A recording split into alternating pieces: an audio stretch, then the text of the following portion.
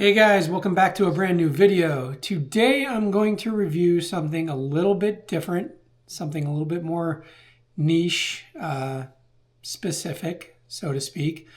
I'm going to be reviewing a new Canon lens for their mirrorless system, the R system. It's an RF lens. It's a brand new one. If you don't know, I am a photographer on the side. I am a professional wedding and portrait photographer. I started my photography journey a while back with the Canon 80D, and I bought the 80D kit. It came with the camera and one kit lens, and that kind of got me started in the field of photography and where I wanted to go. I did quickly upgrade to the Canon 90D, and I had an assortment of third-party lenses, specifically made by Sigma, and they were great. And then the full frame R series came out. I waited a little bit. They started out with the Canon R and the RP. Both of them were full frame. The 80D and the 90D, they were crop sensors. So that means, let's pretend this is full frame, that's crop. I still got great image quality with the crop sensor cameras, and I used them professionally, but it did give you like a 1.6 crop. So if I were using a 24mm lens, it was closer to using like a 35mm-ish lens. It kind of zoomed in because of the crop, which could be beneficial and kind of a hindrance. Crop sensor cameras don't really do the best in low light. Full frame lenses or full frame cameras actually do much better in low light. So when I did jump ship and go to the R series, I started out with the Canon R6. I did purchase with the R6, I had two of them. I purchased the RF 24-70 f2.8 and the 70-200 f4 lenses. One thing I noticed quickly is that the 24-70 f2.8, it was the L lens. So L lenses mean that they're professional and they're water sealed, weather sealed.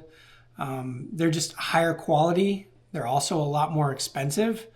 At the time, the 24-70 was $2,500. The camera itself was $2,500. So the lens costed almost as much as the camera. And the lens was very heavy, and as a wedding photographer, you're walking around with two cameras all day. And so I wanted to kind of lighten the load, and I switched over to just using prime lenses. So I got the Canon RF 35 f1.8 and the Canon 85 f2. Now, they're not L series lenses, they are STM lenses. So they have a stepping motor for autofocus. They work great. They give great image quality, great video quality. And the only way you would know any different is if you zoom into like 300-400% in pixel peep, which I don't do.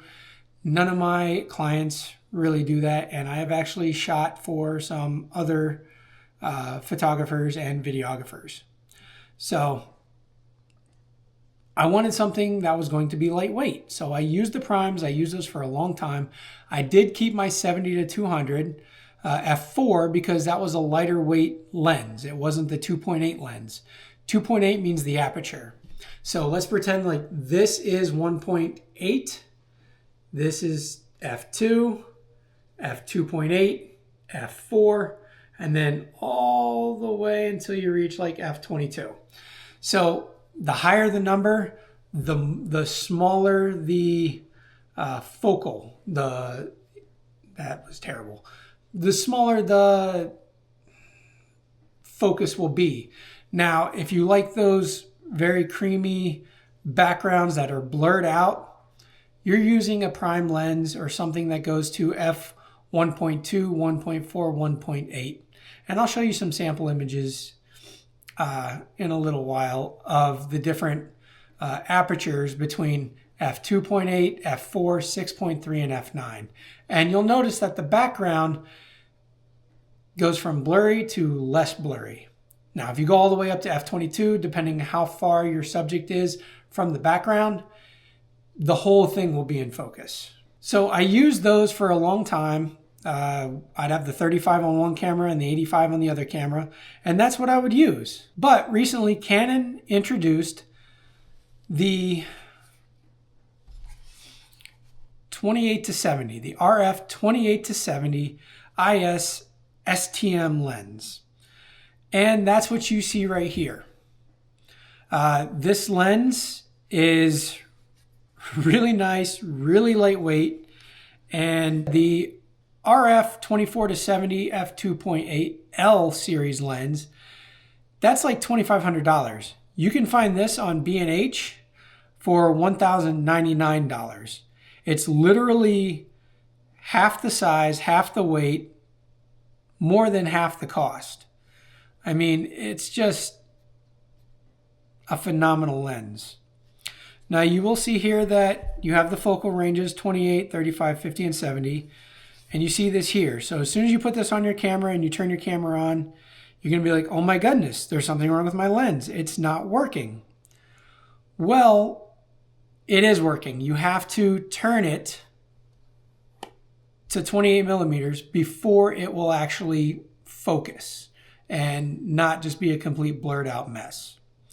And then you can zoom all the way out to 70 and zoom back to 28. Now this is an external barrel, so external zoom range. You have the control ring here, which I actually have set to my autofocus modes. So on the side you have two switches. You can either switch it to just autofocus, which this will do nothing. It kind of disables it. You can set it to control, and then whatever you control will be on here, and then you can switch it over to manual focus, and then you use this to manual focus. Here you have your stabilizer switch, so it's either on or off. I always keep this on. Now I will say, if you have one of the Canon cameras that doesn't have in-body image stabilization, which would be the R8, R10,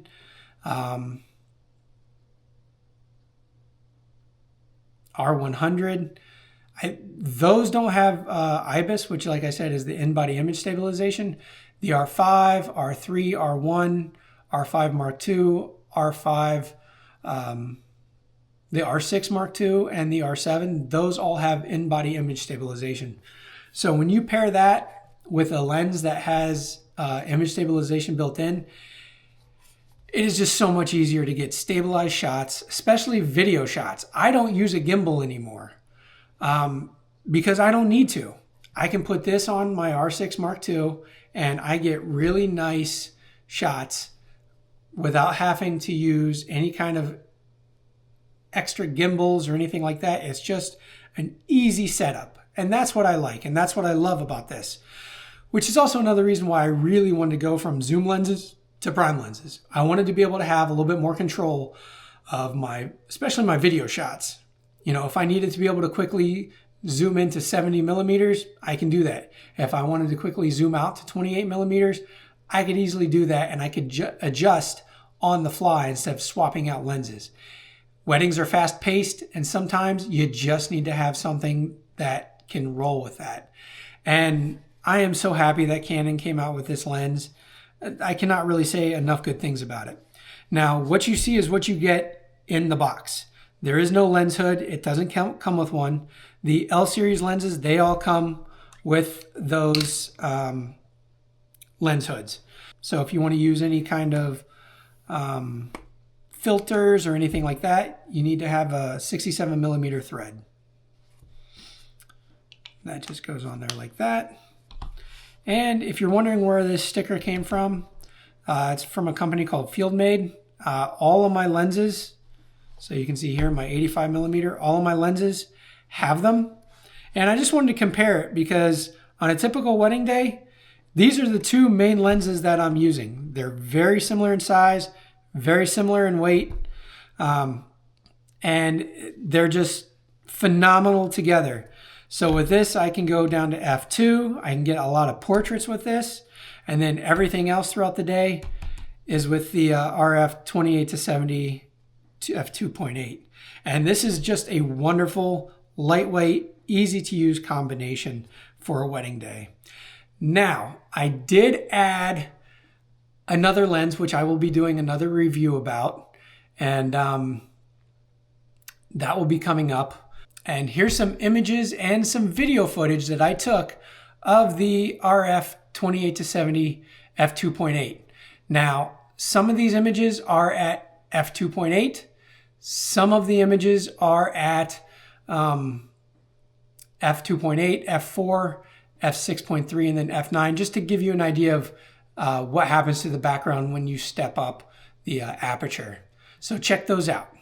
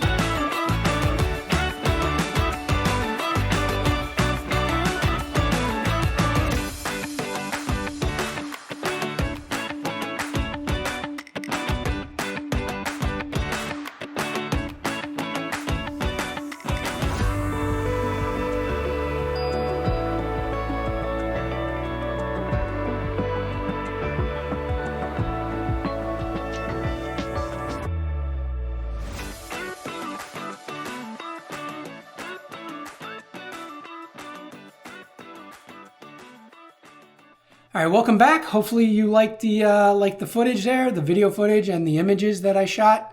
They were just some shots of outside of my house and my dogs. So I can't say enough good things about this lens. It has been a true pleasure to use, and it's on my wedding day kit. It's in there and I use it every single time I go to shoot. And it's just a great lens. There are links below. They are affiliate links to Amazon. They don't cost anything extra. They just help me out a little bit. It helps support this channel a little bit. If you want to know the full specs of this lens, those will also be in the description down below. And please hit that like button and subscribe. I noticed that the majority of you guys that are watching, you aren't subscribed. If you could, please subscribe. It doesn't cost you anything, and it just really helps the channel out. I really want to watch this channel grow. So thank you for watching, but if you could, please subscribe. Smash that bell so you get notified when I put out new videos, and I will catch you next time.